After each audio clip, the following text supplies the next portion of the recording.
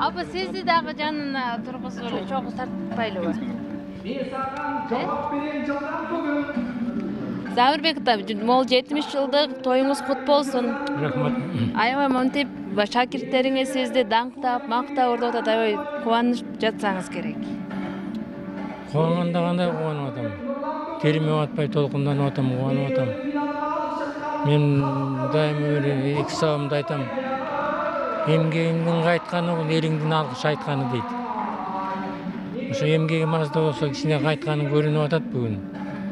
Эл момундай урмат сый кылып, республиканын жетекчилери дагы көңүл буруп, анан өзүмдүн кечээ эле окуткан шакирттерим бүгүн чыгып кыргыздын намусун коргоп айтышып атканын көрүп, жанында отуруп ушул өтө чоң бакыт.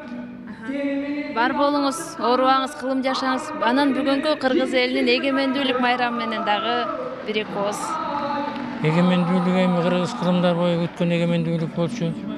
Келди, Кудай берди. Эми күтүп алыш, ардактап алыш, көпөлөп алыш бул кыргыз элинин колундагы нерсе. Мен ойлойм, тилегимди айтайын дегеним, биздин Кыргыздын эгемендүүлүгү кылымдык болсун.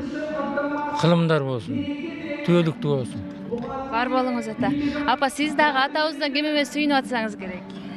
Сөзсүз да эл биресе элди көрүп экесе мен сүйүнүп толкундап атам.